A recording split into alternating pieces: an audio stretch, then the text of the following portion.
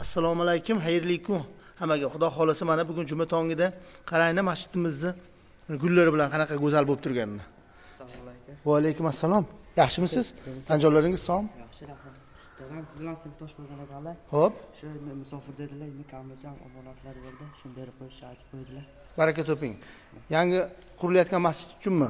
Xudo xolasa mana bitta do'stimiz musofirdan yangi qurilayotgan masjid uchun omonatni jo'natib o'ribdilar o'zlarining o'g'illaridan. O'g'illari ham katta bola ekan, baraka topsinlar. Deydi musofirdagi otangizlarni, barcha musofirda yurganlarni Alloh o'zi umrlarini rizqlarini barakotli qilsin, iymonlarini doim hamroh qilsin, iffat bilan kifoyani bersin, ofiyatni bersin, topganlariga o'zi barakotini yog'dirib qo'ysin, halol rizqlarini terib tinch omonlikda sizlarni bag'rinaga, mana shu O'zbekistonimizga, shu yurtimizga tinch omon kirib ketishlarini Xudoyim o'zi xohlasin. Baraka topsinlar. Bunaqa bergan pullarini, u berganlarini ham o'zlarida qoldirganlariga ham barakotini yog'dirib qo'ysin.